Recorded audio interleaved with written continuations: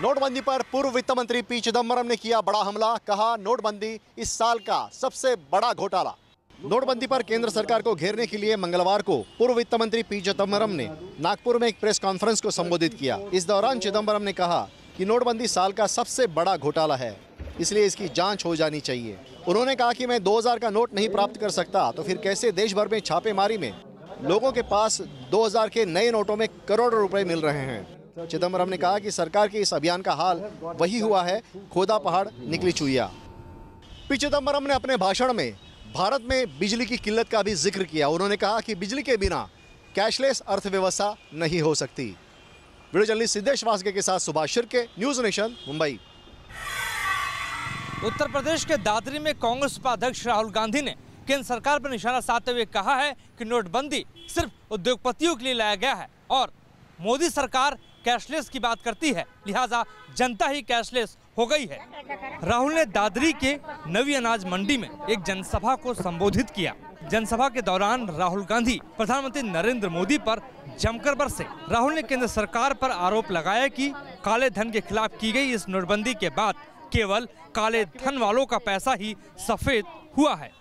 आपको मिल रहे 2000 रुपए और जो भी चोर 100 करोड़, 10 करोड़, 50 करोड़, 1000 करोड़ निकालना चाहता है वो बैंक के पीछे से निकाल रहा है। ये सच्चाई है। राहुल ने आगे कहा, प्रधानमंत्री नरेंद्र मोदी ने 8 नवंबर को नोटबंदी के जरिए गरीबों के खिलाफ जंग छेड़ दी है। जो ईमानदार लोग हैं उन सबको नरेंद्र मोदी जी ने लाइन में खड़ा कर दिया है। कांग्रेस नोटबंदी के मुद्दे पर संसद से लेकर सड़क तक केंद्र सरकार को घेर रही है। राहुल गांधी पहले इस मुद्दे को लेकर दिल्ली की जनता से मुलाकात कर रहे थे, अब वो उत्तर प्रदेश के दादरी में पहुंच गए हैं। आने वाले दिनों में राहुल गांधी उत्तर प्रदेश के कई और इलाकों में देखे जाएंगे। वीडियो जर्नलिस्ट अनिल शर्मा के साथ मोहित दुबे, न्यूज़ नेशन, दिल्ली।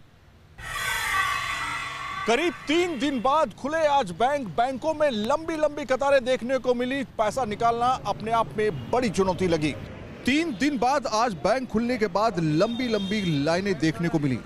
मोदी सरकार ने लोगों से 50 दिन का वक्त मांगा था, सिर्फ 16 दिन बचे हैं। ऐसे में बैंकों से लोगों को राहत मिलती नहीं दिख रही। एटीएम में पैसा नहीं है, बैंक लिमिटेड पैसा दे रहे हैं। दिल्ली के आउटर सर्किल एरिया में तो बैंक के एटीएम काम ही नहीं कर रहे हैं। कैश ट्रांजैक्शन के लिए लंबा इंतजार करना पड़ रहा है। ग्राउंड रिपोर्ट ये कहती है कि 70% से ज्यादा अभी भी एटीएम में पैसे नहीं हैं। वीडियो जर्नलिस्ट सुमित्रो घोष के साथ सैयद आमिर हुसैन, न्यूज नेशन, दिल्ली। नोटबंदी का मकसद है भ्रष्टाचार और काले धन पर लगाम लगाना, लेकिन आपको जानकर हैरत होगी कि नोटबंदी के बाद से देश के अलग अलग एयरपोर्ट से 245 किलो सोना और 60 करोड़ कैश जब्त किया गया है। आयकर विभाग ने काले धन के खिलाफ मोर्चा खोल रखा है। जगह जगह कैश की बरामदगी हो रही है। एक स्पेशल सर्विलांस के जरिए CISF और इनकम टैक्स डिपार्टमेंट के खुफिया विभाग ने दिल्ली, मुंबई, कोलकाता, गुवाहाटी, चेन्नई, पटना, अहमदाबाद, नागपुर और पुणे एयरपोर्ट से ये रकम बरामद की है। आम लोग परेशान हैं क्योंकि उन्हें एटीएम और बैंक से जरूरत के मुताबिक कैश नहीं मिल पा रहा, लेकिन काले धन के धन कुबेरों से रोजाना कैश जब्त किए जा रहे हैं। वीडियो जर्नलिस्ट मुकेश के साथ श्वेता श्रीवास्तव, न्यूज नेशन। 3 दिनों से बैंक बंद होने के बाद भी कैश की किल्लत कायम रहने के चलते लोगों का गुस्सा अब सड़कों पर फूटने लगा है। डासना NH24 को लोगों ने कैश की किल्लत की वजह से आज जाम कर दिया। पंजाब नेशनल बैंक के डासना ब्रांच के बाहर सैकड़ों लोगों की भीड़ जुटी। काफी देर के हो हंगामे के बाद भी जब लोगों को कैश नहीं मिला तो उनका सब्र टूटने लगा। गुस्सा सड़कों पर नजर आया। डासना में बैंक के सामने ही लोगों ने प्रदर्शन किया और NH24 को जाम कर दिया। बड़ी मशक्कत के बाद जाम तो खुलवाया गया, लेकिन लोगों का गुस्सा कम नहीं हुआ। हमारे घर में बहुत अच्छा पड़े 4 दिन से भूखी है। हम पे 1000 का नोट है, हमने जो भी है हमने जमा कर दिया। अब हमने पैसा कहाँ से लगावे? पैसे नहीं देता ना, पीट जाएगा मैनेजर को पीट देंगे अगर पैसे नहीं देता। मैनेजर की खेल नहीं है, मैनेजर का पूरा बैंक मार लगा देंगे। वीडियो जर्नलिस्ट राजकुमार के साथ हिमांशु शर्मा, न्यूज नेशन, गाजियाबाद। नोटबंदी के इस दौर में कैश क्रंच के चलते लोगों को कैश नहीं मिल रहा, लेकिन दिल्ली में रहने वाली एक महिला को कैश तो मिला, लेकिन कैश में जो नोट मिले वो कटे फटे थे। नोटबंदी के इस दौर में वैसे तो कैश क्रंच के चलते लोगों को कैश नहीं मिल रहा, लेकिन इन्हें देखिए, ये है दिल्ली के लक्ष्मी नगर इलाके में रहने वाली मैरी शोभा, जिन्होंने पिछले दिनों बैंक की लाइनों में घंटों लगकर बैंक से 10,000 रुपए निकाले थे। और बैंक ने उन्हें 10-10 की गड्डी के रूप में 10,000 रुपए दिए। लेकिन जैसे ही वो घर पहुंची और उन्होंने अपने 10-10 के सारे नोटों को चेक किया तो उनमें से 5,000 रुपए के नोट ऐसे निकले जो कि कटे फटे और गले थे।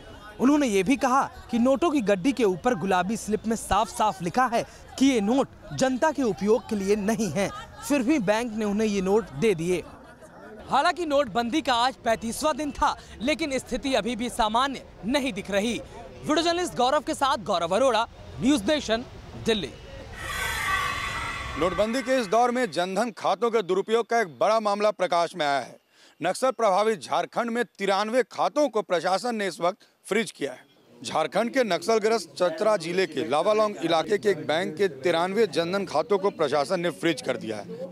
दरअसल प्रशासन को इस बात के पुख्ता प्रमाण मिले हैं कि इन खातों में पैसे अवैध लेन देन के जरिए जमा किए गए हैं और अब नक्सलियों के इस चाल को समझाने के लिए सुरक्षा बल भी ग्रामीणों को जागरूक करने में जुटे हुए हैं। गाँव में पोस्टर लगाकर लोगों से अपने खातों में लेवी के पैसों को जमा नहीं करने की अपील की जा रही है। साथ ही जगह जगह सघन वाहन चेकिंग अभियान भी चलाए जा रहे हैं, जिसकी वजह से अब नक्सलियों को अपने पैसों को सुरक्षित ठिकाने लगाने में खासी परेशानी का सामना करना पड़ रहा है। फ्रीज किए गए खातों के खाता धारक अब सकते में हैं, वो बैंक के चक्कर काट रहे हैं और दूसरी तरफ प्रशासन कानूनी कार्रवाई के साथ साथ इनको दी जाने वाली सुविधाएं भी वापस लेने की तैयारी में है। विजय सत्येंद्र के साथ रजनीश सिन्हा, न्यूज नेशन। केंद्रीय गृह राज्य मंत्री किरण रिजिजू पर लगे भ्रष्टाचार के आरोपों पर भड़के रिजिजू। कांग्रेस ने कहा पुख्ता सबूत है, इस्तीफा दें। कांग्रेस नेता रणदीप सुरजेवाला ने प्रेस कॉन्फ्रेंस कर एक ऑडियो टेप जारी किया और ये दावा किया कि इस ऑडियो टेप में north eastern electrical power corporation के सेंट्रल विजिलेंस ऑफिसर रहे सतीश वर्मा और रिजिजू के कथित चचेरे भाई गोबोई रिजिजू के बीच की बातचीत है। सुरजेवाला ने कहा कि इस बातचीत को सुनने पर यह साबित होता है कि केंद्रीय मंत्री अपने ठेकेदार भाई को फायदा पहुँचाने के लिए मंत्री पद का इस्तेमाल कर रहे हैं। हालांकि किरण रिजिजू ने इस दावे को खारिज करते हुए कहा कि उनके पास कुछ पेंडिंग बिल क्लियर होने के लिए आए थे, जिसे उन्होंने पीयूष गोयल को फॉरवर्ड कर दिया था। अगर कुछ कहेंगे तो मैं तो उनका दुख सुख को देखूंगा ना, उनका मदद करना थोड़ी करप्शन होते हैं। ये पता नहीं आप लोग क्यों सीरियस लेते हैं इस बात को, ये कोई मुद्दा है क्या? किरण रिजिजू पर लगे भ्रष्टाचार के आरोप को विपक्ष संसद में उछालेगा और सरकार को घेरने के लिए इसे एक हथियार के तौर पर इस्तेमाल करेगा। वीडियो कमल किशोर के साथ मधुरेंद्र कुमार, न्यूज़ नेशन, दिल्ली। जम्मू कश्मीर सरकार ने आज हिजबुल मुजाहिदीन मिलिटेंट बुरहान वानी के भाई के मारे जाने पर बुरहान वानी की फैमिली को 4 लाख रुपए का एक्सग्रेशिया रिलीफ देने का फैसला किया है। आज कश्मीर में उस वक्त एक नई कंट्रोवर्सी शुरू हुई जब जम्मू कश्मीर सरकार ने एक ऑर्डर निकाला जिसमें हिजबुल मुजाहिदीन मिलिटेंट बुरहान वानी की फैमिली को 4 लाख रुपए देने का फैसला लिया गया। बुरहान का भाई खालिद वानी 2015 में क्रॉस फायरिंग में मारा गया था। हालांकि आर्मी ने खालिद को ओवर द ग्राउंड वर्कर करार दिया था, पर एक्स ग्रेशिया रिलीफ सिर्फ सिविलियंस को दिया जाता है, ना कि मिलिटेंट्स और ओवर द ग्राउंड वर्कर्स को। वहीं डीसी पुलवामा का कहना है कि ये ऑर्डर अभी तक फाइनलाइज नहीं किया गया और अगर लोगों को इस ऑर्डर से दिक्कत है तो इस ऑर्डर को रिवोक भी किया जा सकता है। वीडियो जर्नलिस्ट मोहम्मद यूनिस के साथ Idris loan, news nation, Srinagar. UP में चुनाव से पहले सीएम अखिलेश यादव ने सरकारी कर्मचारियों को दिया बड़ा तोहफा। 7वें वेतन आयोग की सिफारिशों को सरकार ने दी मंजूरी। राज्य वेतन आयोग ने राज्य सरकार के कर्मचारियों के वेतन में औसतन 25% और मकान किराए भत्ते में 20% की बढ़ोतरी की सिफारिश की थी, जिसे आज राज्य सरकार ने मान लिया है। यूपी कैबिनेट के इस फैसले से राज्य के करीब 8.5 लाख सरकारी कर्मचारी, 5.5 लाख शिक्षकों के साथ ही साथ स्थानीय निकाय, जिला पंचायत और विकास प्राधिकरणों के कर्मचारियों को फायदा मिलेगा। इस रिपोर्ट की मंजूरी के बाद अब राज्य के सभी कर्मचारियों को 1 जनवरी से 7वें वेतन आयोग के मुताबिक नया वेतन मिलने लगेगा। राज्य सरकार कर्मचारियों के वेतन में 15 से 20% का इजाफा होगा। 7वें वेतन आयोग की सिफारिशों को लागू करने से पहले ही साल में करीब 26,000 करोड़ रुपए के अतिरिक्त बोझ बढ़ने का अनुमान है। हालांकि अच्छी बात यह है कि अखिलेश सरकार ने इस राशि का इंतजाम अनुपूरक बजट में करने का दावा किया है। वीडियो जर्नलिस्ट सूफी खान के साथ विनोद मिश्रा, न्यूज़ नेशन, लखनऊ। भारतीय लोकतंत्र के मंदिर यानी संसद पर हमले की आज 15वीं बरसी है।